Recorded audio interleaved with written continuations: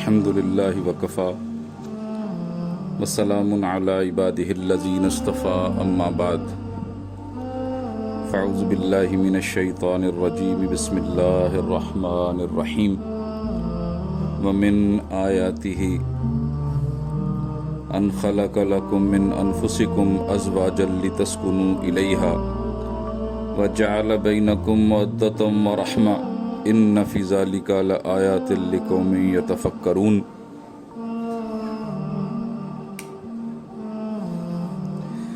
وقال اللہ تعالی فی مقام آخر فانکحوا ما طاب لکم من النساء مثنی وثلاث ورباع فإن خفتم ألا تعدلوا فواحدة أو ما ملكت أيمانكم سبحان ربك رب العزة عما يصفون وسلام على المرسلين والحمد لله رب العالمين۔ اللهم صل على سيدنا محمد وعلى آل سيدنا محمد وبارك وسلم۔ اللهم صل على سيدنا محمد وعلى آل سيدنا محمد وبارك وسلم۔ اللهم صل على سيدنا محمد وعلى آل سيدنا محمد وبارك وسلم۔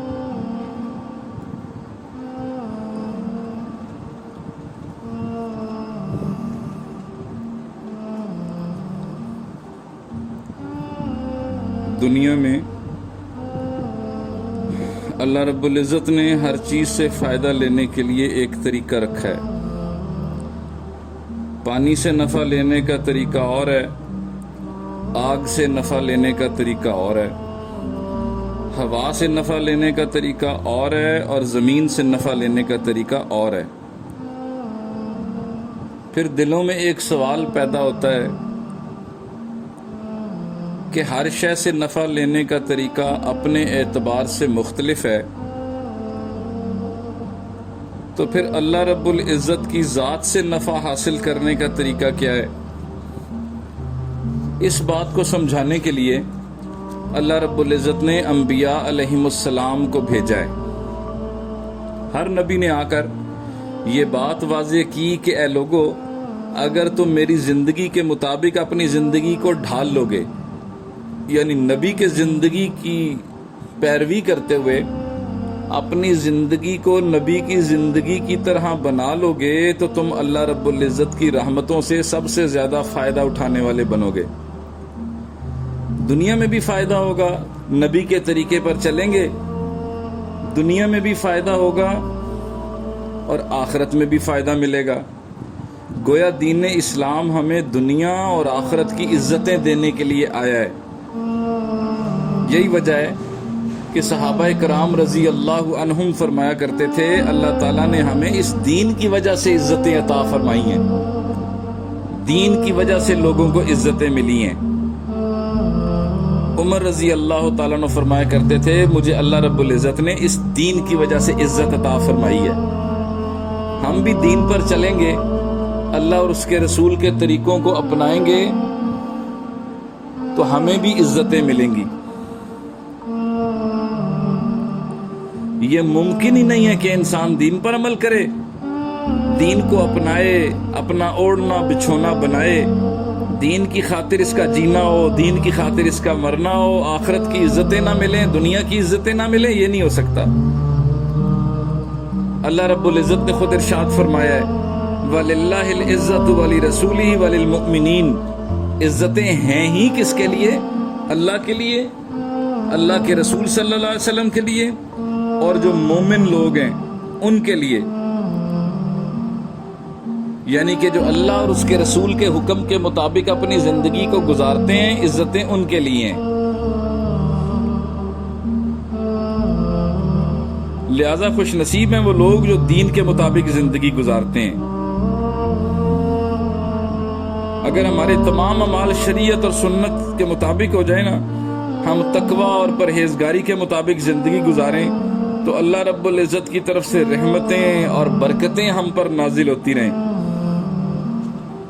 خود اللہ فرماتے ہیں وَلَوْ أَنَّ أَهْلَ الْقُرَىٰ آمَنُوا وَاتَّقَوْا لفتحنا علیہم برکات من السماء والارض، اگر یہ بستیوں دیسوں والے دین کے مطابق زندگی گزارنے لگیں، تقوی کے مطابق زندگی گزارنے لگیں، تقوی کا خیال کریں، اللہ فرماتے ہیں ہم ان پر برکتوں کے دروازے کھول دیں، زمین سے بھی برکتیں نکلیں، آسمان سے بھی برکتیں نکلیں۔ لہذا اگر ہماری زندگی میں سے برکتیں نکل جاتی ہیں تو اصل میں ہم اس بات پر غور کریں کہ کہیں ہماری زندگی میں سے دین تو نہیں نکل گیا۔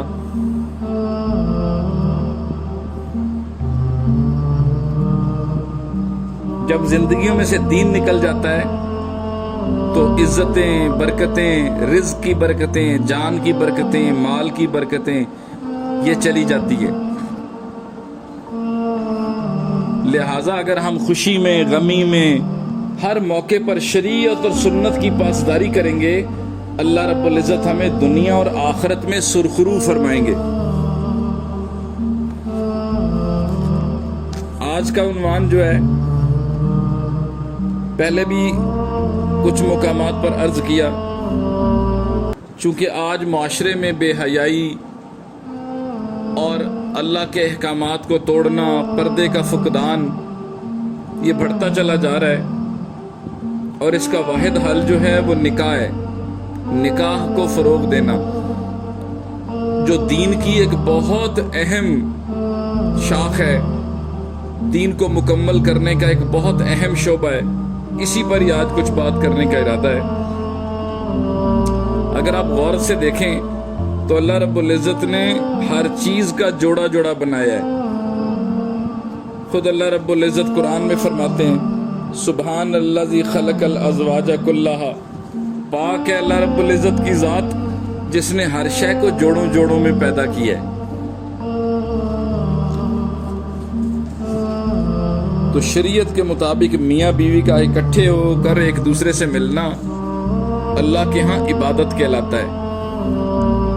دین اسلام کا حسن ہے کہ انسان اپنی ضرورت کو پورا کرتا ہے اور اللہ رب العزت اس پر اسے اجر اور ثواب عطا فرماتے ہیں۔ دین چونکہ دین فطرت ہے، یہ بالکل ہیومن نیچر کے مطابق اللہ رب العزت نے دین اسلام کو ڈیزائن کیا ہے، بالکل اوور لیپنگ ہے۔ دین اسلام کی تعلیمات اور ہیومن نیچر جو ہے بالکل اوور لیپنگ ہے، اللہ رب العزت نے ایک ہی سانچے میں بنائی ہیں۔ لہٰذا اسلام نے انسان کو علیحدہ زندگی، مجرد زندگی، اکیلی زندگی گزارنے سے منع فرمایا ہے۔ لہٰذا دین اسلام نے یہ تعلیمات نہیں دی کہ انسان جنگلوں میں اور غاروں میں جا کر رہنا شروع کر دے، بلکہ اللہ رب العزت نے فرمایا فَانْكِحُوا مَا طَابَ لَكُم مِّنَ النِّسَاءِ مَثْنَىٰ وَثُلَاثَ وَرُبَاعَ فَإِنْ خِفْتُمْ أَلَّا تَعْدِلُوا فَوَاحِدَةً۔ فرمایا تمہیں اللہ رب العزت اس بات کی طرف حکم دیتے ہیں کہ تم نکاح کرو عورتوں کے ساتھ جو تمہیں پسند ہوں، 2 کے ساتھ، 3 کے ساتھ، 4 کے ساتھ، اور اگر تم ڈرو کہ تم آپس میں ان کے درمیان اعتدال نہیں رکھ سکتے، عدل قائم نہیں کر سکتے، حقوق کی ادائیگی نہیں کر سکتے، تو پھر فرمایا فواحدۃ، پھر صرف ایک سے ہی شادی کرو۔ لہذا شریعت نے مرد سے کہا ہے کہ وہ عورت کے حقوق کا خیال رکھے، صنف نازک ہے، کمزور ہے، تو اس کے حقوق کا خیال رکھے، اور اسی طریقے سے عورت کو بھی حکم فرمایا ہے کہ وہ مرد کے حقوق کا خیال رکھے۔ لہذا اللہ رب العزت نے ارشاد فرمایا وَلَهُنَّ مِثْلُ الَّذِي عَلَيْهِنَّ بِالْمَعْرُوفِ، عورتوں کا حق مردوں پر ویسا ہی ہے جیسے کہ دستور کے مطابق مردوں کا حق عورتوں پر ہے۔ لہذا مردوں کو اللہ رب العزت نے عورتوں پر حقوق دیے ہیں، اسی طریقے سے عورتوں کو اللہ رب العزت نے مردوں پر حقوق دیے ہیں، دونوں کے باہم ایک دوسرے پر حقوق ہے۔ نبی علیہ الصلوۃ والسلام نے اپنے خطبہ حجۃ الوداع میں بھی اس کی طرف اشارہ فرمایا کہ میاں بیوی کو چاہیے کہ ایک دوسرے کے حقوق ادا کرتے رہیں۔ اگر میاں بیوی دونوں اپنی ذمہ داریاں پوری کرتے رہیں گے تو دنیا میں ہی جنت کے مزے پائیں گے۔ دین اسلام کی تعلیمات پر عمل کریں، گھر جنت کا نمونہ بن جاتا ہے، اور دین اسلام زندگیوں سے نکل جائے تو پھر ظاہری بات ہے پیچھے کیا رہ جاتا ہے؟ پیچھے تو ایسے ہی ہے جیسے کہ آپ لیموں کو نچوڑ لیتے ہیں اور اس کے بعد پھر صرف گودا سا رہ جاتا ہے، چھلکا رہ جاتا ہے، اصل رس جو ہے وہ نکل جاتا ہے۔ دین اسلام زندگیوں سے نکل جائے تو پھر بالکل بے فائدہ زندگیاں بچ جاتی ہیں۔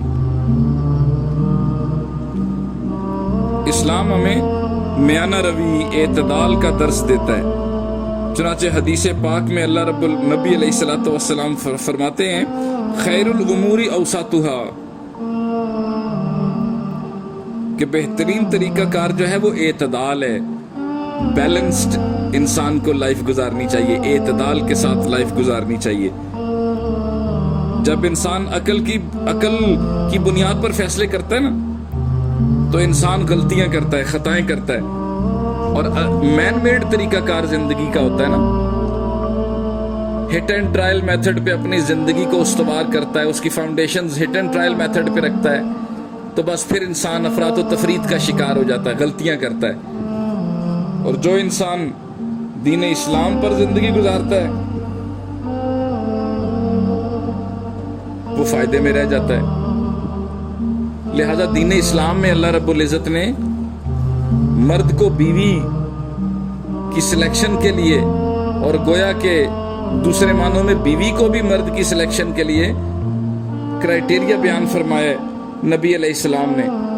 بخاری شریف میں حضرت ابو ہریرہ رضی اللہ تعالیٰ سے روایت ہے، نبی علیہ السلام نے فرمایا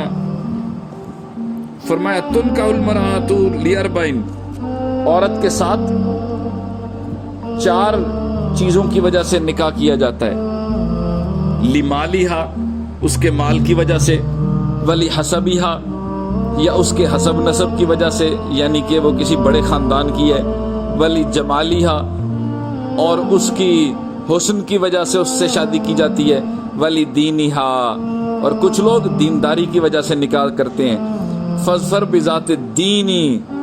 نبی علیہ السلام نے فرمایا بس میں تو تمہیں اسی بات کی نصیحت کرتا ہوں کہ دینداری کو وجہ بناؤ شادیوں کے لیے، نہ مال کو دیکھو، نہ حسن و جمال کو دیکھو، نہ حسب نسب کو دیکھو، دینداری کو دیکھو۔ گویا کہ مرد کو کہا کہ اپنی بیوی میں دینداری دیکھو، اسی طریقے سے عورت کو بھی دوسرے معنوں میں یہ تلقین کی گئی کہ وہ جب خامد کی سلیکشن میں اپنے والدین سے یہ کہے کہ مجھے کسی دیندار سے شادی کرنی ہے، ایسے شخص سے جو اللہ کا خیال رکھتا ہو، اللہ کی حدود کا خیال رکھتا ہو، گویا کہ مرد اور عورت کو شادی کرتے ہوئے دینداری کو دیکھنا چاہیے۔ لہذا فرما دیا کہ دینداری کی نسبت سے رشتے تلاش کیا کرو۔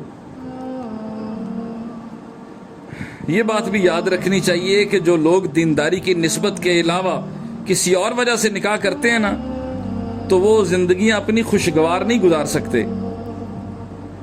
خوبصورتی جو ہے وہ تو بس سکن ڈیپ ہوتی ہے، کہتے ہیں نا بیوٹی سکن ڈیپ، اور آپ دیکھ لیں کہ سکن کتنی ڈیپ ہوتی ہے، بس بڑھاپے میں چہرہ چھوارے جیسا بن جاتا ہے، وہی حسن جو ہے وہ اب بالکل ماند پڑ جاتا ہے۔ اور اگر آپ بتائیں کہ ایک انسان حسن پر مر جائے یا کوئی عورت کسی کے حسن کی وجہ سے کسی سے شادی پر آمادہ ہو جائے اور بعد میں دیکھے کہ وہ انتہائی بد مزاج مرد ہے، مارتا پیٹتا ہے، غصہ کرتا ہے، بات بات پر جو ہے وہ سنب کرتا ہے، کنجوس آدمی ہے، گھر والوں پر خرچ کر کے راضی نہیں ہے، تانے دیتا ہے، تو بتائیے نا وہ حسن کس کام کا ہوگا؟ کسی کام نہیں آئے گا۔ لہذا فرمایا دینداری کو کرائٹیریا بناؤ نکاحوں کا، تاکہ انسان اپنی زندگی دین کے مطابق گزار سکے۔ پھر اللہ کی بھی مدد آتی ہے، اللہ رب العزت کی طرف سے بھی رحمتیں نازل ہوتی ہیں۔ لہذا ترمذی شریف میں آتا ہے 4 سنتیں بیان فرمائی ہیں انبیاء علیہم السلام کی۔ سب سے پہلے فرمایا انبیاء علیہم السلام کی 4 سنتیں ہیں۔ حیا ہے کہ وہ انتہائی حیادار ہوتے تھے، سارے نبی، سارے رسول اور سارے نبی بڑے حیادار ہوتے تھے۔ دوسری بات فرمائی کہ انہیں خوشبو پسند تھی۔ تیسری بات یہ کہ وہ مسواک کیا کرتے تھے، اور چوتھی بات یہ کہ وہ نکاح کیا کرتے تھے۔ لہذا سب سے پہلی بات فرمائی کہ انبیاء علیہم السلام شرم اور حیا والے تھے. لہذا جتنے بھی انبیاء علیہ السلام گزرے ہیں سب میں حیا پائی جاتی تھی.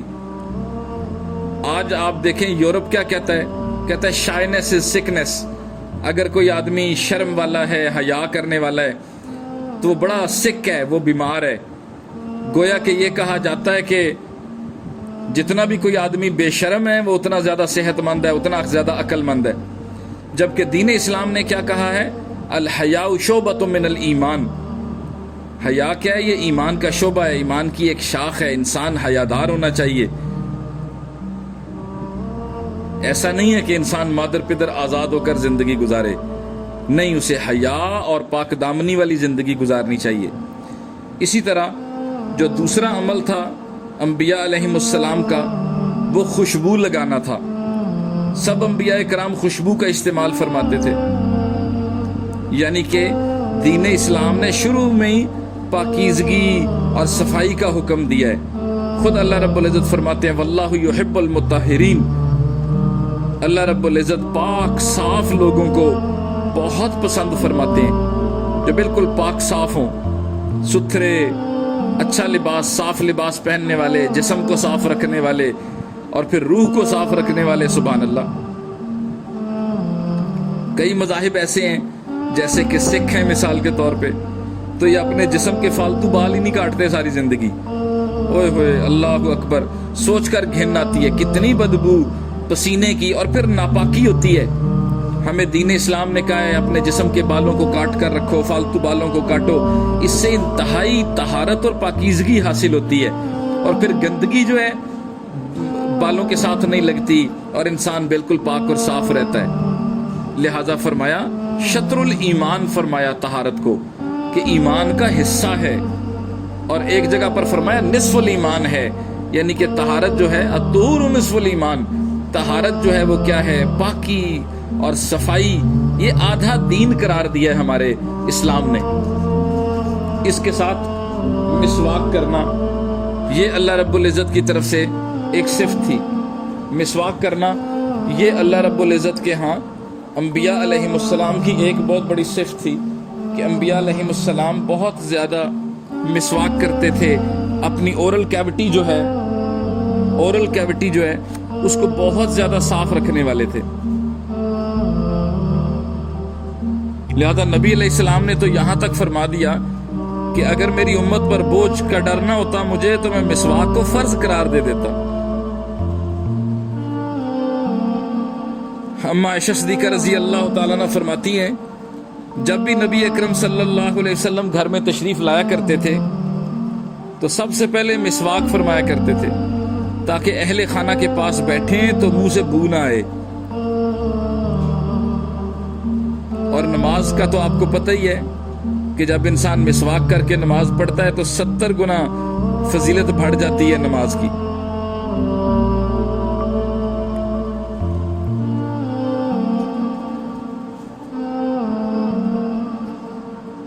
لہذا فرمایا کہ اپنے منہ کو انسان صاف رکھے، خوشبودار رکھے.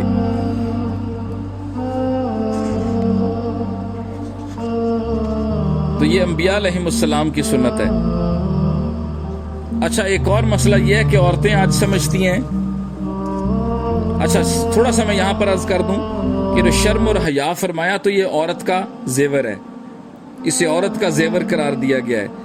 بے محابہ جو ہے وہ پھرتے رہنا، پردہ نہ کرنا، ڈھانپ کر خود کو صحیح طریقے سے نہ رکھنا، یہ عورت کو زیب نہیں دیتا. شرم اور حیا یہ عورت کا زیور قرار دیا گیا ہے.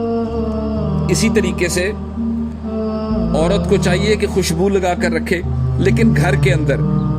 گھر سے باہر جائے تو ایسی خوشبو نہ لگائے کہ جو دوسروں تک پہنچے، ایسے ہی کھنکتا زیور نہ پہنے.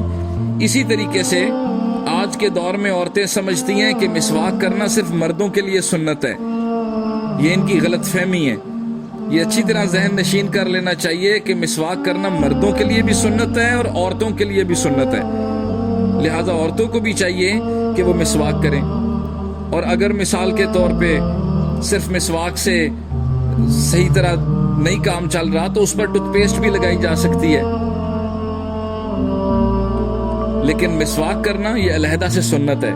تو لہٰذا مسواک میں 2 سنتیں ہیں. ایک دانتوں کا صاف کرنا، یہ ایک علیحدہ سنت ہے. دانتوں کو صاف رکھنا یہ بھی سنت ہے، اور مسواک کرنا یہ بھی سنت ہے.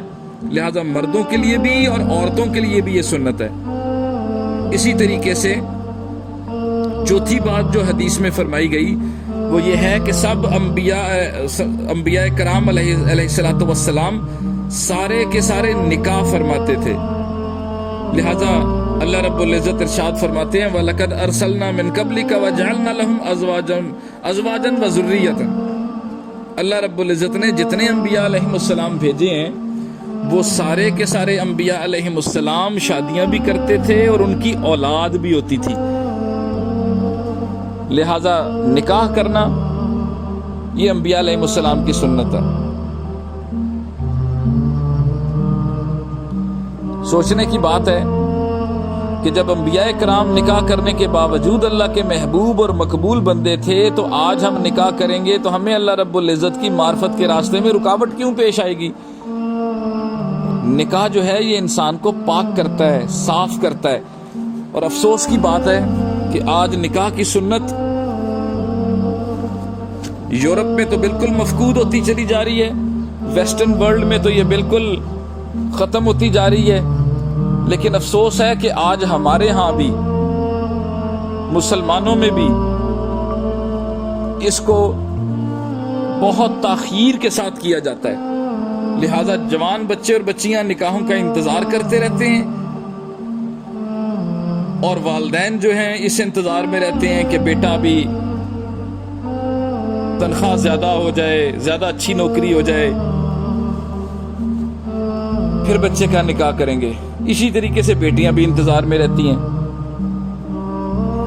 آج دین سے دوری کا یہ حال ہے کہ گھروں میں بچیاں 10-10 15-15 سال سے جوان ہو چکی ہوتی ہیں، لیکن ان کے والدین کہتے ہیں کہ ان کا رشتہ باہر نہیں کرنا.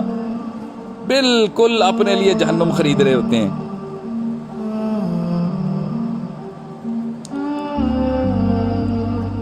اسی طریقے سے گنوارا آدمی جتنا بھی نیک اور متقی بن جائے پھر بھی اس کا ایمان آدھا رہتا ہے. اسے کامل ایمان اسی وقت ہی ہوتا ہے جب اس کا نکاح ہو جاتا ہے، جب یہ اپنی ذمہ داریاں پوری کرتا ہے. ہمارے ہاں ہمارے بزرگوں کا اس میں بڑا زبردست اور محتاط معمول تھا. ہمارے بزرگوں کا یہ حال تھا کہ وہ جس گھر میں جوان العمر بیٹی ہوتی تھی نا، اس گھر میں وہ اس کے کنویں سے پانی نہیں پیتے تھے، اس کے گھر میں کھانا نہیں کھاتے تھے، اور برا مناتے تھے اس بات کو کہ گھر میں جوان بچی موجود ہے اور اس کی شادی نہیں کی جا رہی. تو میں اس کانٹیکسٹ میں بات کر رہا ہوں کہ آج ہمیں بھی ان باتوں کا خیال رکھنا چاہیے. ہم نے اپنے حلقے میں اپنے دوست احباب میں دیکھا، کثرت سے دیکھا ہے کہ بیٹیاں ماشاءاللہ 16-17 سال کی 18 سال کی ہوئیں اور بفضل تعالیٰ انہوں نے نکاح کر دیا. اور اس وقت میری عمر کے بہت سارے میرے دوست احباب جو ہیں وہ نانا بن چکے ہیں. سبحان اللہ. تو کتنی زبردست بات ہے کہ بچوں کی شادی جلدی کر دی جائے، بچیوں کی شادی بھی جلدی کر دی جائے. حدیث پاک میں آتا ہے علی رضی اللہ تعالیٰ عنہ کو نبی علیہ السلام نے فرمایا 3 باتوں میں جلدی کرنا. ایک فرمایا جب جنازہ تیار ہو جائے، دوسرا فرمایا نماز جب اس کا وقت آ جائے، اور تیسرا فرمایا بیٹی جب اس کے جوڑ کا خامد مل جائے تو اب نکاح میں جلدی کرو.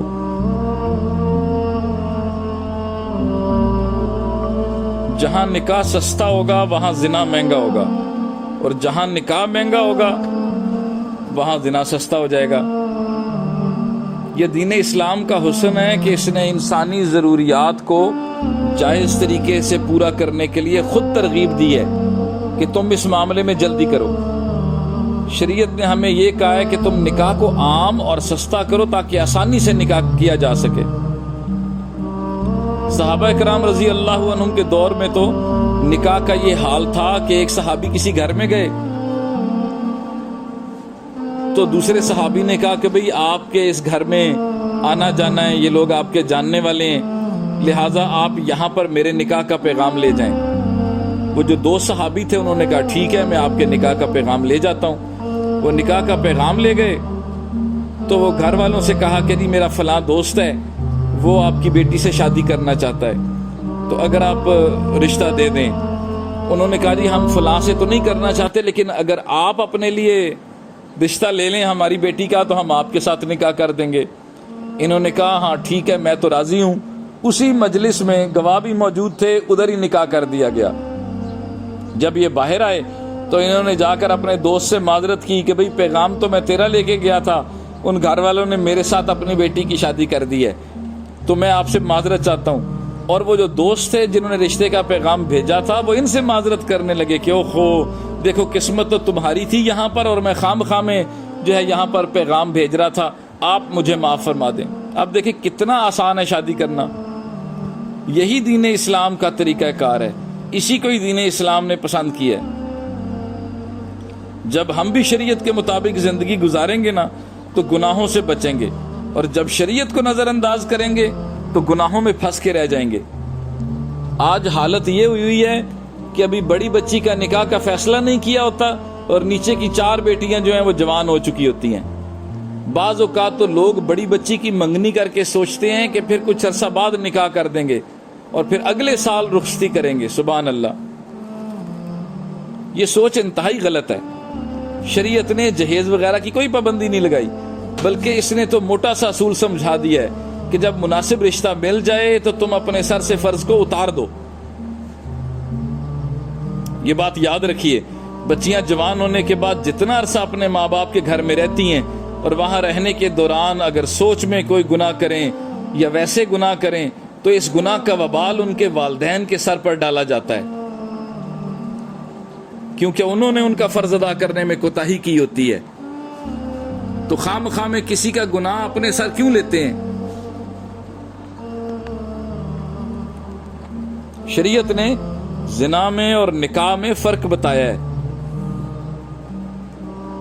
زنا تو فقط اپنی خواہش کو پورا کرنے کا نام ہے، جبکہ نکاح میں اس عورت کی ذمہ داری لینی پڑتی ہے، اس کو مہر ادا کرنا پڑتا ہے، عورت اس کی وارث بن جاتی ہے، یعنی کہ وراثت ملتی ہے اس عورت کو۔ جہاں بے اعتدالی کی زندگی ہوتی ہے وہاں لوگ نکاح سے گھبراتے ہیں، کیونکہ وہ عورت کو ایک آپ سمجھیے کہ صرف ایک کھلونا سمجھتے ہیں، صرف اپنی خواہش کا اوزار سمجھتے ہیں، جبکہ اللہ رب العزت اس کا بالکل کلا کما فرماتے ہیں، اور ایک جائز تعلق کو اللہ رب العزت اس کا حکم فرماتے ہیں۔ فرانس کا ایک انجینئر تھا، وہ یہاں پر کچھ معائنے کے لیے آیا، انسپیکشن کے لیے آیا، تو یہاں پر دوسرے انجینئر لوگ اس سے بات چیت کرنے لگے۔ 1 مہینہ اسے ہو گیا تھا، تو اسے کچھ اس کے دوست مذاق کرنے لگے کہ جب تم واپس جاؤ گے تو پتہ نہیں تمہاری بیوی تمہارے پاس ہوگی بھی کہ نہیں۔ اب چونکہ باہر کے ملک کا تھا، انگریز تھا، تو آگے سے بے فکری سے کہنے لگا کہ women are like buses, if you miss one take another۔ کس قدر بے راہروی کا شکار ہیں کہ یہ تو بسوں کی مانند ہیں، اگر ایک بس مس ہو گئی تو کیا ہوا، دوسری پکڑ لو۔ استغفر اللہ ربی۔ جبکہ ہمارے اسلامی معاشرے میں اللہ رب العزت نے کس قدر عورت کی تکریم بیان کی ہے۔ یورپ میں عورت کا کیا مقام ہے اور ہمارے اسلام میں اللہ رب العزت نے عورت کو کیا مقام دیا ہے، اس بات کو سمجھنے کی ضرورت ہے۔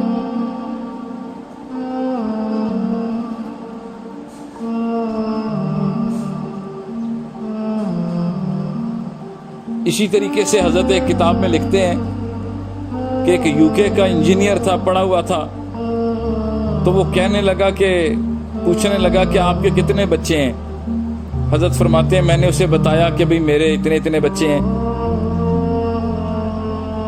تو حضرت نے فرمایا بھی تمہارے کتنے بچے ہیں؟ تو وہ جواب میں کہنے لگا کہ جی میں ابھی کنوارا ہوں۔ تو حضرت نے فرمایا بھی تمہاری عمر تو بہت زیادہ ہو گئی، 52 ایئرز تمہاری ایج ہے، تم ابھی تک کنوارے ہو۔ تو اس انجینئر نے بھی بڑا عجیب جواب دیا، کہنے لگا if you can buy milk in the market there is no need to have a cow at your house۔ اپنے گھر میں بھینس باندھنے کی کیا ضرورت ہے جب بازار سے دودھ مل جاتا ہے؟ تو ذرا اندازہ کیجئے کہ کیسا بے شرمی اور بے حیائی کا معاشرہ ہوگا جہاں پڑھے لکھے لوگوں کا ذہن یہ ہے۔ اسلام نے اس بے حیائی کو بالکل ختم کیا ہے، اس کی مخالفت کی ہے، اس کے مقابلے میں شرم اور حیا والی زندگی اپنانے کی تعلیم دی ہے۔ اما عائشہ صدیقہ رضی اللہ تعالیٰ عنہ فرماتی ہیں کہ میں نے نبی علیہ السلام کی آنکھوں میں وہ حیا دیکھی ہے جو مدینے کی کنواری لڑکیوں کی آنکھوں میں بھی نظر نہیں آتی تھی۔ شریعت نے کہا ہے کہ اگر تم زندگی کا ساتھی چاہتے ہو تو تمہارا ڈیسیژن جو ہے وہ لانگ ٹائم ڈیسیژن ہونا چاہیے، یعنی کہ ایسا نہیں کہ چند دنوں کا ساتھ ہے، نہیں، بلکہ فرمایا کہ تمہارا ڈیسیژن ہونا چاہیے۔ اب نکاح کے ذریعے مرد اور عورت ایک دوسرے پر حلال ہوئے، اب فرمایا ایک دوسرے کی ضروریات کا خیال رکھو، اور پھر جو ہے نان نفقہ مرد کے ذمے لگایا، عورت کے ذمے خدمت لگائی مرد کی۔ لہذا حدیث مبارک میں آتا ہے، حدیث مبارکہ میں فرمایا افشوا النکاح بینکم، جب تم نکاح کر لو پھر اس کی تشہیر کرو، لوگوں تک اس بات کو پہنچاؤ کہ جی ہمارے بیٹے کا نکاح ہو گیا ہے یا ہماری بیٹی کا نکاح ہو گیا ہے، تاکہ لوگوں کو ان کے جائز تعلق کا پتہ چلے کہ اللہ رب العزت نے ان کے درمیان ایک جائز تعلق پیدا کر دیا۔ لہذا حدیث پاک میں آیا کہ نکاح کو خفیہ نہیں رکھنا چاہیے۔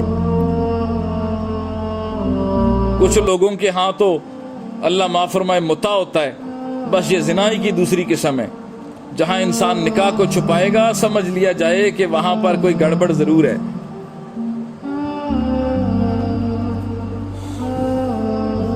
لہذا دین اسلام نے تو نکاح کو پھیلانے کا حکم دیا، پھر یہ فرمایا کہ مسجدوں میں نکاح کو کرو تاکہ مسجدوں کا ایک پاکیزہ ماحول، اس کی برکت بھی تمہاری زندگیوں میں شامل ہو جائے۔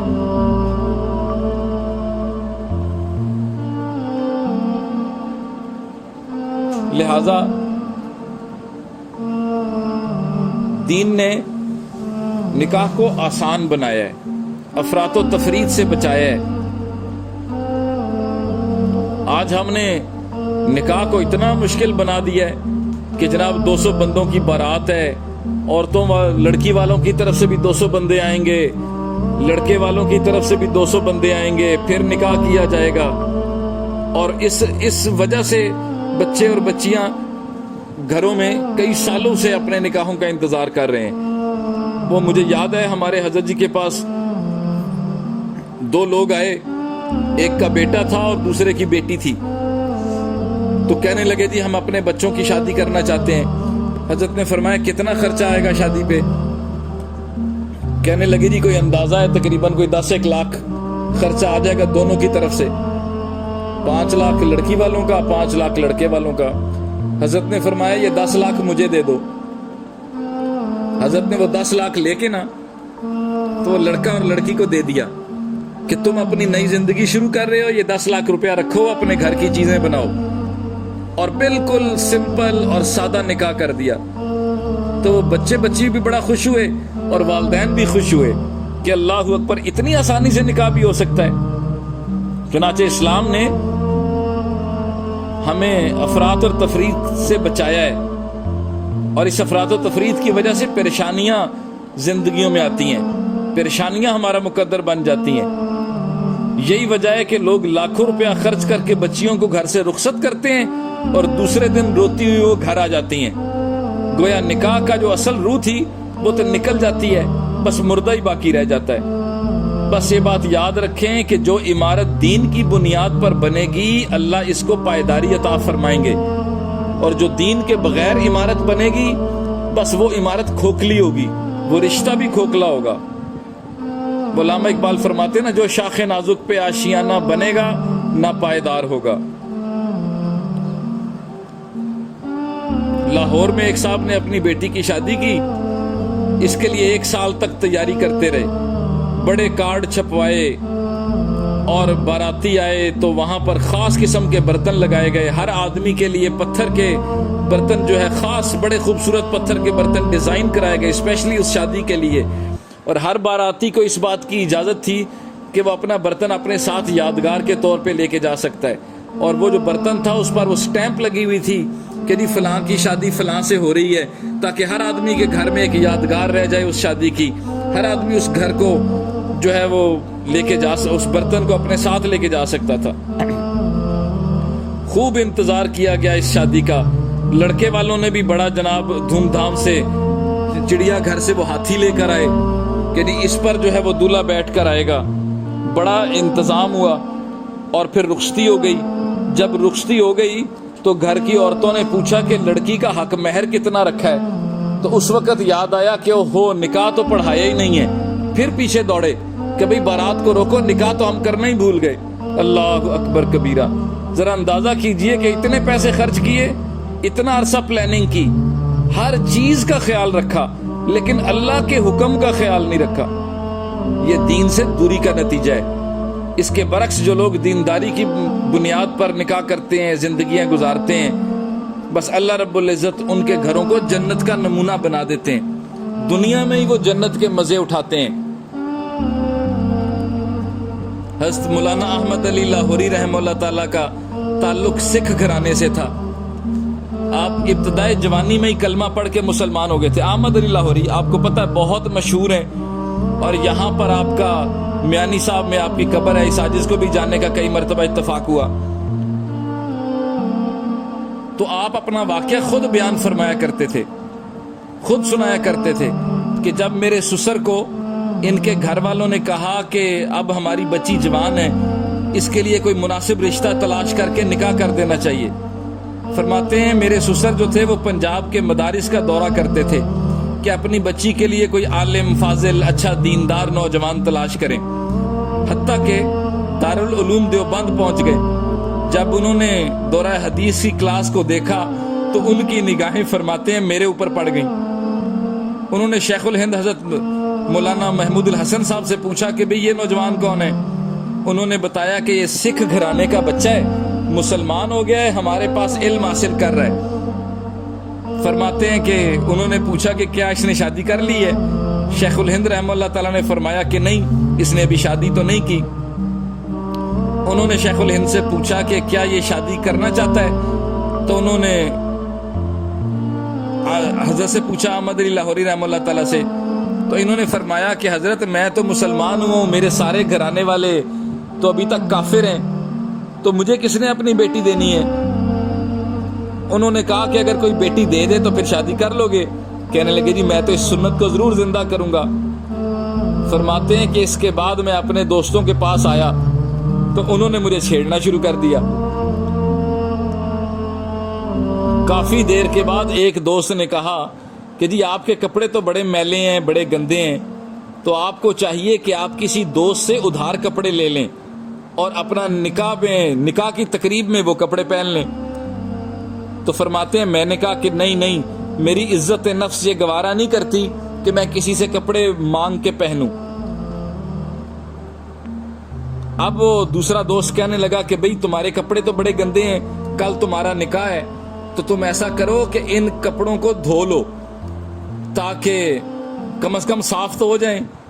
کہنے لگے بس میری بدبختی تھی، میں نے اس کی بات مان لی، چنانچہ میں نے اگلے دن دھوتی باندھی اور کپڑے دھو لیے۔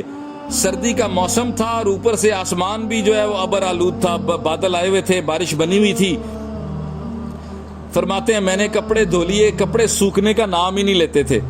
عصر کا وقت آ گیا، فرماتے ہیں میں نے مسجد میں ایک طرف کپڑے ہوا میں لہرانا شروع کر دیے کہ بھئی جلدی جلدی سوکھ جاؤ، تمہاری مہربانی، اللہ کا واسطہ ہے، لیکن وہ بس سوکھتے نہیں تھے۔ کہتے ہیں میں نے بڑی دعائیں مانگی، بہرحال کپڑے تو خشک نہ ہوئے اور موسم کی خرابی کی وجہ سے گیلے کے گیلے ہی رہے۔ کہتے ہیں حتیٰ کہ عصر کی اذان ہو گئی اور میں نے سردی کے موسم میں گیلے کپڑے پہنے اور مجمع میں آ کر بیٹھ گیا، لیکن میرے سسر کا دل فرماتے ہیں سونے کا بنا ہوا تھا، ان کی نظریں چیزوں پر نہیں تھی۔ انہوں نے دیکھا کہ کل بھی یہی کپڑے پہنے ہوئے تھے اور میلے تھے، آج بھی وہی کپڑے پہنے ہیں اور گیلے ہیں، دوسرا جوڑا اس نوجوان کے پاس ہے ہی نہیں۔ لیکن انہوں نے پھر بھی اپنی بیٹی کا نکاح کر دیا۔ اللہ اکبر، بالکل مال کو نہیں دیکھا بلکہ دینداری کو دیکھا۔ کچھ عرصے کے بعد رخصتی ہو گئی، ابتدا کے چند دنوں میں فرماتے ہیں میرے اوپر بڑے فاقے آئے، طالب علم تھے اور پڑھانے کا بھی کہیں پر کوئی ذریعہ نہیں تھا، کمانے کا کوئی ذریعہ نہیں تھا۔ فرماتے ہیں کبھی کھانا مل جاتا اور کبھی نہ ملتا۔ کچھ عرصہ میری دلہن میرے گھر میں رہی، اس کے بعد جب وہ اپنے والدین کے گھر گئی تو اس کی والدہ نے اس سے پوچھا بیٹی تو نے اپنے نئے گھر کو کیسا پایا ہے؟ فرماتے ہیں میری بیوی تقیہ نقیہ نیک اور پاک باز عورت تھی۔ اللہ اکبر۔ فرماتے ہیں اس کی نظر میں میری دینداری پر تھی بس، اور اس کی نظر جو ہے وہ میرے مال اسباب پہ نہیں تھی، دینداری پر تھی۔ چنانچہ اس نے اس کو سامنے رکھتے ہوئے اپنی والدہ سے کہا اماں میں تو سمجھتی تھی کہ مر کر جنت جائیں گے، لیکن میں جنت جیتی جاگتی جنت میں پہنچ گئی ہوں۔ حضرت لاہوری رحمہ اللہ تعالیٰ فرمایا کرتے تھے میرے سسر نے مجھے اس وقت پہچان لیا تھا جب میں احمد علی نہیں تھا، اور آج تو اللہ رب العزت نے مجھے دین کی وجہ سے بہت ہی عزت عطا فرما دی ہے۔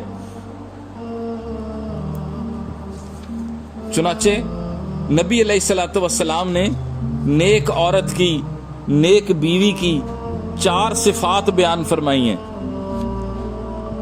پہلی نشانی یہ ہے کہ جب اس کو خاوند کسی بات کا حکم کرے تو وہ اس کے حکم کو مانے، ضد کرنے والی نہ ہو۔ ماں باپ کو اپنی بچیوں کی تربیت کرنی چاہیے، سمجھانا چاہیے کہ تم نے خاوند کے پاس جانا ہے تو ضد نہیں کرنی، اپنی بات منوانے کی بجائے اس کی مان کر زندگی گزارنی ہے، اسی میں برکت ہوتی ہے۔ آج مائیں جو ہیں وہ کہتی ہیں بیٹا یہ سیل فون لے جاؤ ساتھ، ذرا سا کوئی ساس جو ہے وہ ڈانٹے یا خامد ذرا سی کوئی اونچی آواز میں بات کرے نا تو فوراً مجھے ڈائل کر دینا، تو میں اپنا تمام ساز و سامان اور بندوقیں لے کے پہنچ جاؤں گی۔ یہ بات بالکل جو ہے وہ مائیں اپنی بچیوں کے ساتھ ظلم کرتی ہیں، لہٰذا یہ بات ضرور سمجھانی چاہیے کہ بھئی خامد کے ساتھ خامد کی اطاعت کر کے مان کر زندگی گزارنی ہے۔ لہذا خامد اور بیوی کا ایک تعلق ہوتا ہے، اور لڑکیاں اکثر چھوٹی چھوٹی باتوں پر ضد کرنا شروع کر دیتی ہیں۔ دوسری نشانی یہ ہے کہ جب خامد اس کی طرف دیکھے تو اس کا دل خوش ہو جائے۔ کیا مطلب؟ کہ گھر میں صاف کپڑے پہنے، ایسا نہ ہو کہ جب گھر سے باہر نکلنے لگے تو فیشن والے کپڑے پہن کر نکل جائے اور گھر میں بھنگن بن کے پھرتی رہے، بو آ رہی ہے اور برے حال میں بیٹھی ہوئی ہے، اور باہر نکلتی ہے تو خوشبوئیں لگا کر نکل رہی ہے اور اپنے چہرے کو سجا کے نکل رہی ہے، جبکہ اللہ نے بالکل اس کے الٹ حکم دیا تھا۔ حکم یہ دیا تھا کہ باہر نکلے تو پردے سے اور خود کو چھپا کر نکلے، اور گھر میں ہو تو بالکل صاف اور ستھری اور خوشبودار کپڑے اور جسم کو رکھے۔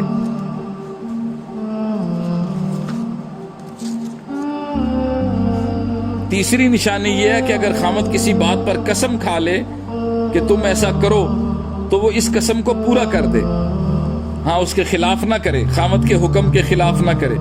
اور چوتھی نشانی یہ ہے کہ جب خامد گھر میں نہ ہو تو یہ اس کے مال اور اس کی عزت اور آبرو کی حفاظت کرے۔ میاں بیوی کے درمیان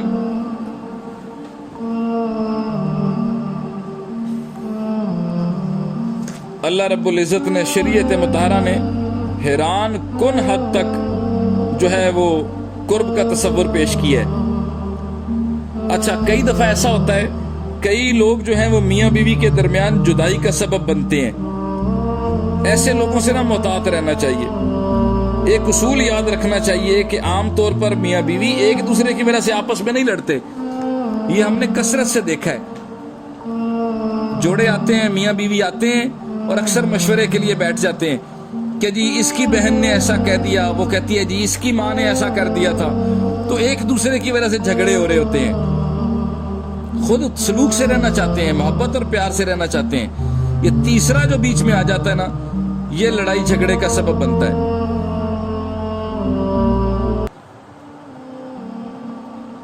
تو لہٰذا اس بات کا خیال رکھنا چاہیے، دونوں عہد کر لیں، میاں اور بیوی دونوں عہد کر لیں کہ ہم آپس میں نہیں جھگڑیں گے۔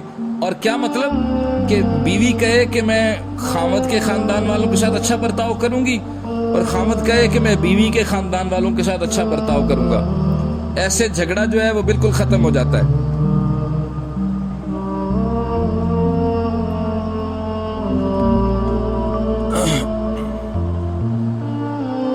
یہاں پر شریعت نے، فقہا نے ایک عجیب کلام کیا ہے۔ فقہا نے لکھا ہے کہ اگر میاں بیوی کے درمیان کوئی رنجش ہو اور کوئی لڑائی ہو جائے اور کوئی ان کے درمیان صلح کروانے والا ہو، تو اگر اس کو کوئی بات خلاف واقعہ بھی کہنی پڑے، یعنی اس نیت سے جھوٹ بھی بولنا پڑے تاکہ میاں بیوی آپس میں صلح کر لیں، تو اللہ اس کی پکڑ نہیں فرمائیں گے۔ وہ ہوگا تو جھوٹ، مگر اس کی نیت کی وجہ سے اس سے مواخذہ نہیں ہوگا۔ اللہ اکبر۔ دیکھیں، سچ بولنا یہ کس کا حق ہے؟ یہ اللہ کا حق ہے، اللہ کا حق ہے۔ لہذا یہاں سوچنے کی بات یہ ہے کہ اگر میاں بیوی کے تعلق جوڑنے میں اللہ رب العزت نے اپنے حق کو معاف کر دیا ہے، تو پھر ماں باپ کو کہاں اجازت ہے کہ وہ اپنے حق کی خاطر میاں بیوی میں جدائی ڈلواتے پھریں؟ آج ساس کہتی ہے جی میں ماں ہوں، چنانچہ بیٹے کو کہتی ہے کہ میری بات مانو اور اپنی بیوی کو سیدھا کر کے رکھو۔ بھئی تم ماں تو ہو، لیکن آپ کی علیحدہ حیثیت ہے اور بیوی کی حیثیت علیحدہ ہے۔ اور اسی طریقے سے جو بیوی کی ماں ہوتی ہے، مرد کی ساس، وہ بھی اسے پڑھا رہی ہوتی ہے بیٹی کو کہ بھئی ان سے ذرا روب میں رہو اور انہیں زیادہ جو ہے وہ سر پہ نہ چڑھاؤ، اور خاوند کو بھی صحیح طریقے سے رکھو، ساس کے ساتھ بھی ایسا بولو۔ حدیث پاک میں آیا ہے کہ اللہ رب العزت لیلۃ القدر میں بھی چند بندوں کی مغفرت نہیں کرتے، حالانکہ باقی سب کی مغفرت کر دیتے ہیں۔ ان میں سے ایک وہ ہوتا ہے جو دل میں کینہ رکھے، اور دوسرا وہ بندہ جو میاں بیوی کے درمیان جدائی ڈالے۔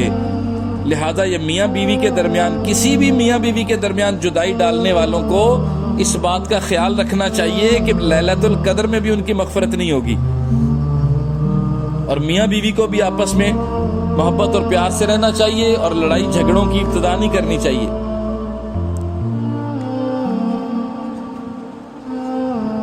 لہذا شادی کے بعد میاں بیوی نا آپس میں یہ طے کر لیں کہ خاوند جو ہے وہ لڑکی کے تمام رشتہ داروں کو خوش رکھنے کی ذمہ داری قبول کر لے، اور لڑکی خاوند کے تمام رشتہ داروں کو خوش رکھنے کی ذمہ داری قبول کر لے۔ دیکھیں، جب باہم ایک دوسرے کی عزت ہوتی ہے نا، اگر خاوند جو ہے وہ بیوی کے گھر والوں کی عزت کرے گا، اس کے والدین کی عزت کرے گا، تو بیوی کو کیا مسئلہ ہے کہ وہ اس کے والدین کی عزت نہ کرے؟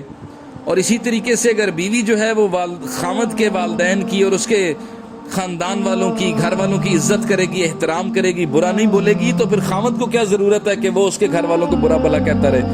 لہٰذا یہ عہد کر لیں کہ عورت جو ہے وہ خاوند کے گھر والوں کو، اور خاوند جو ہے وہ عورت کے گھر والوں کو برا بھلا نہ کہے، ان کی عزت کرے، احترام کرے۔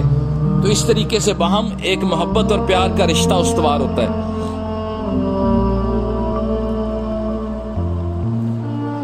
حدیث پاک میں آیا ہے کہ جب کوئی خاوند اپنی بیوی کو دیکھ کر مسکراتا ہے اور بیوی اپنے خاوند کو دیکھ کر مسکراتی ہے، تو اللہ رب العزت دونوں کو دیکھ کر مسکراتے ہیں۔ یعنی کہ پروردگار عالم چاہتے ہیں کہ میرے بندے پیار اور محبت کی زندگی گزاریں۔ میاں بیوی جتنی محبت بھری زندگی گزاریں گے، اللہ رب العزت کے ہاں اجر پائیں گے۔ اس لیے میاں بیوی میں تحمل مزاجی کا ہونا بہت ضروری ہے۔ تحمل مزاجی کا کیا مطلب ہے؟ کہ آدمی کوئی بات سنے یا دیکھے تو پہلے سوچے اور پھر کوئی قدم اٹھائے۔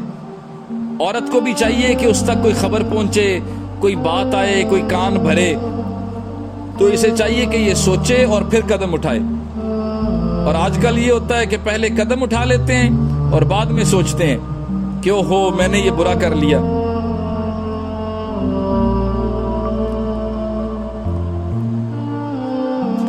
لہذا ایک دوسرے کے ساتھ حسن سلوک سے رہنا، سنت کے مطابق زندگی گزارنا۔ اپنے مرد کو چاہیے کہ اپنے کاروباری زندگی جو ہے وہ گھر سے باہر چھوڑ کر آئے، اور عورت کو بھی چاہیے کہ اپنی جو ٹینشنز ہیں اور اپنی جو ڈپریشنز ہیں، گھر میں کوئی خرچے کی کمی ہے، اس کی بار بار مرد سے شکایتیں نہ کرے، بار بار مطالبے نہ رکھے۔ اسی وجہ سے گھروں میں عموماً لڑائیاں ہوتی ہیں۔ لہذا بیوی کی خوشطبی کے لیے اس کے ساتھ پیار محبت کی باتیں کرنا نہایت ضروری ہے۔ اللہ کے نبی علیہ السلام اپنی اہلیہ محترمہ سیدہ عائشہ صدیقہ رضی اللہ تعالیٰ عنہ کو 9 عورتوں کے واقعات سناتے تھے. نبی علیہ السلام نے 9 عورتوں کے واقعات سنائے کہ پہلی عورت جو ہے اس نے اپنے خاوند کے بارے میں یہ کہا، دوسری نے یہ کہا، تیسری نے یہ کہا. پوری 9 عورتوں کا واقعہ نبی علیہ السلام نے بیان فرمایا.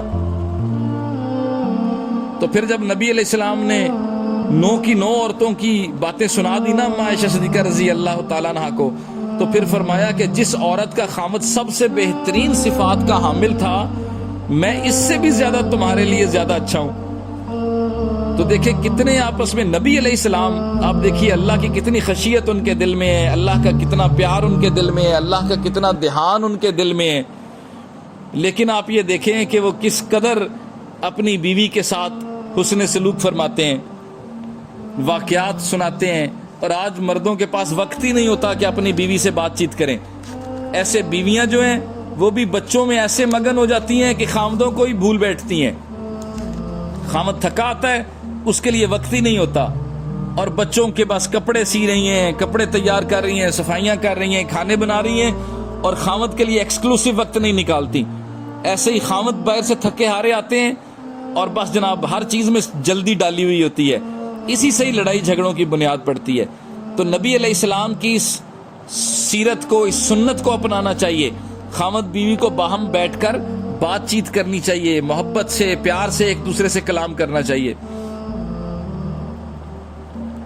ایک اور بات یاد رکھیں کہ ماں باپ اپنی لڑکی کو گھر میں سورہ حجرات، سورہ نور اور سورہ نساء کا ترجمہ لازمی پڑھانے کی کوشش کریں.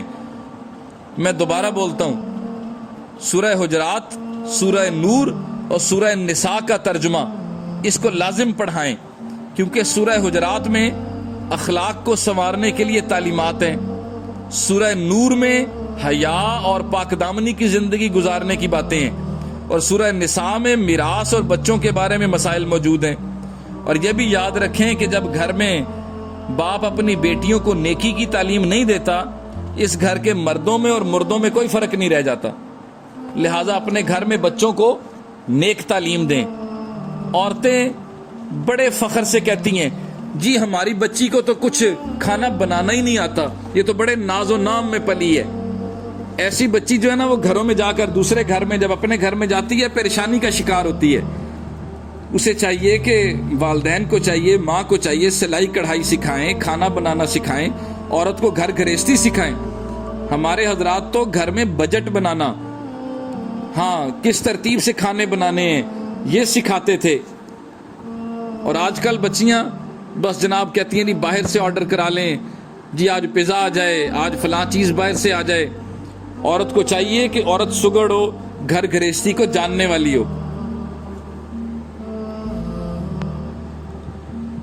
لہذا میاں بیوی کو چاہیے کہ اعتدال کے ساتھ زندگی گزاریں. کچھ مرد مال کی تنگی سے بس گھر میں عورت کو ستاتے رہتے ہیں، اپنی بیویوں کو تنگ کر کے رکھتے ہیں، خوشی کا سانس نصیب نہیں ہوتا. اور اسی طریقے سے عورتیں بھی کچھ ایسی ہوتی ہیں کہ ہر وقت جو ہے وہ تنگی کا شکوہ کرتی رہتی ہیں، ہر وقت جو ہے وہ اپنے خامد سے اسی بات پر لڑتی جھگڑتی رہتی ہیں، تم خرچہ پورا نہیں دیتے ہو اور گھر کا خیال نہیں رکھتے ہو. اس کو احسن طریقے سے، کوئی شکایت بھی ہے اسے احسن طریقے سے بیان کرنا چاہیے، لڑائی جھگڑے کی بنیاد نہیں ڈالنی چاہیے. اور خام خام میں ڈیمانڈز کا کرنا، اور جس خامد کے اگر وسائل زیادہ نہیں ہیں اس کے باوجود اس کو پریشان کرنا، یہ نیک عورتوں کا کام نہیں ہوتا.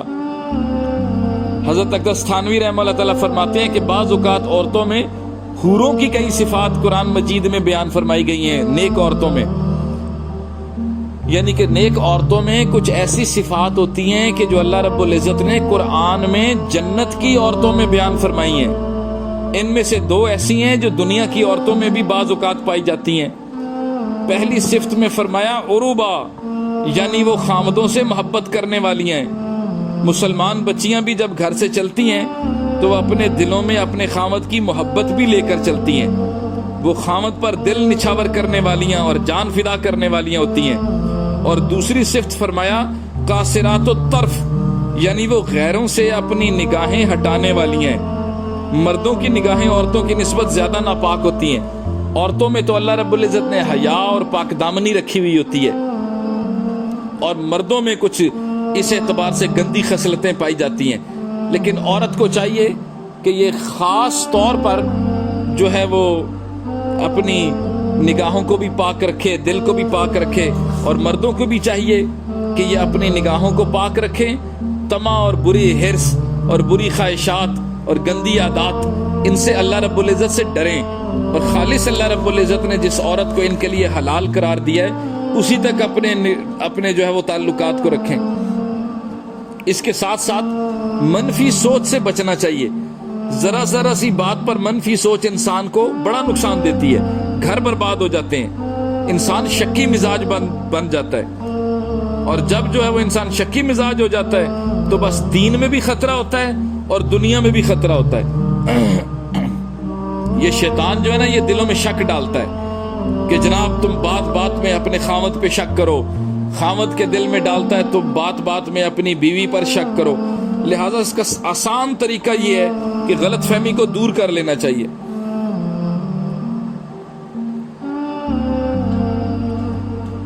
کسی وجہ سے کوئی غلط فہمی پیدا ہو جائے تو جب تک کوئی غلط فہمی دور نہ ہو جائے اس وقت تک اطمینان نہیں لینا چاہیے.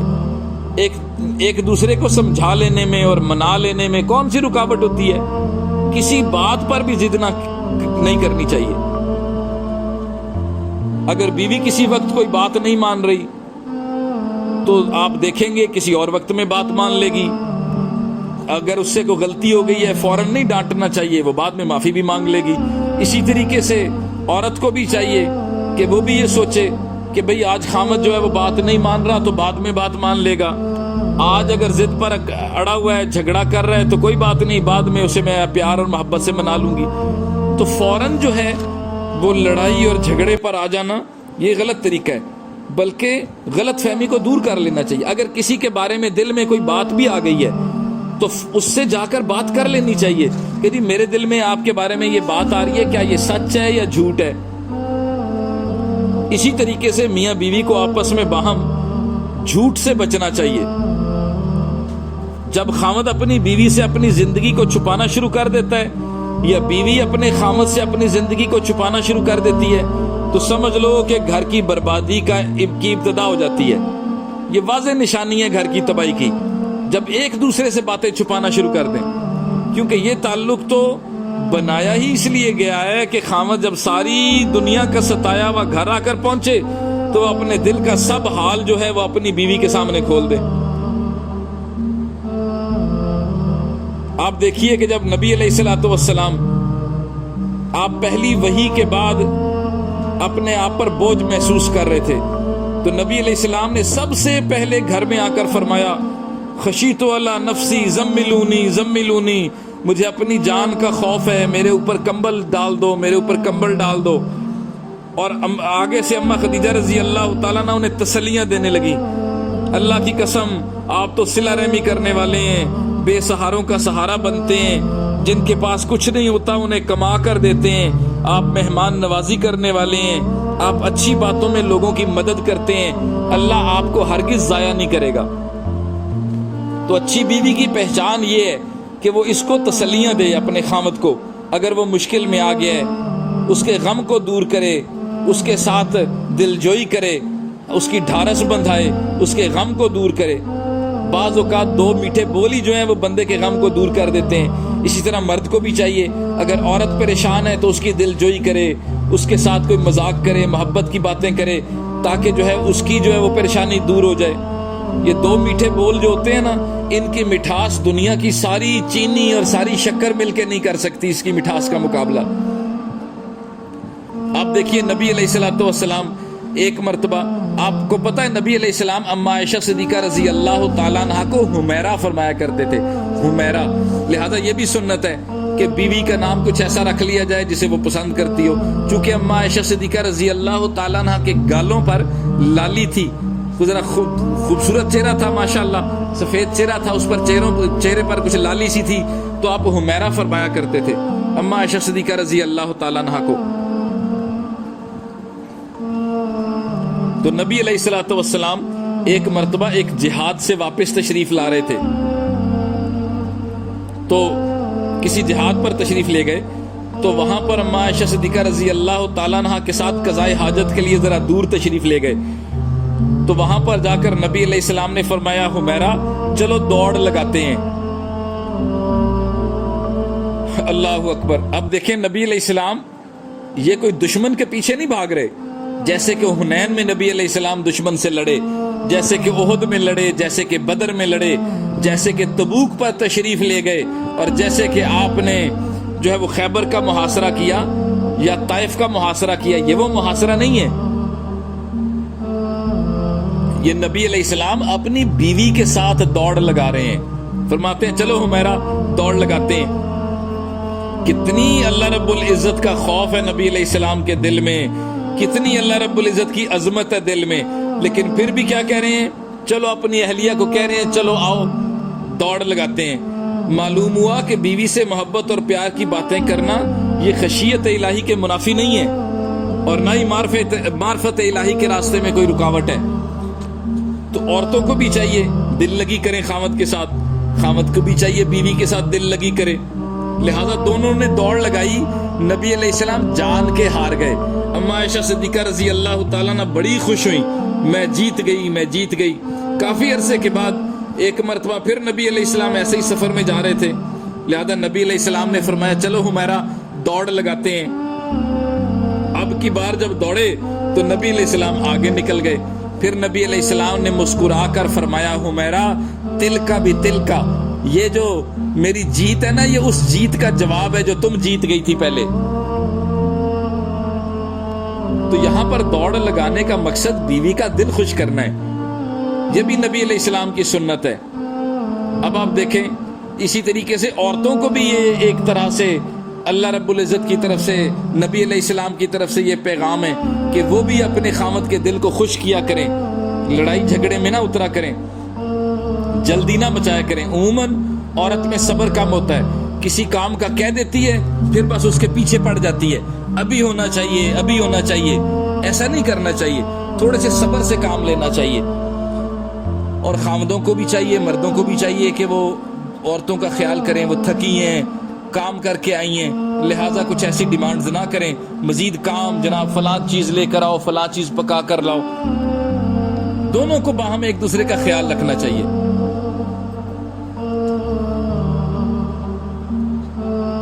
یہ باتیں اس لیے کر دی گئی ہیں کہ تاکہ ہم آئندہ اپنی زندگی میں اس چیز کا خیال رکھیں اور اپنی زندگی میں یہ جو تعلق ہے ہماری زندگی میں اس کو اچھے طریقے سے استوار کریں۔ اللہ رب العزت ہمیں اس کی سمجھ عطا فرمائے۔ وآخر الدعوانا الحمد للہ رب العالمین۔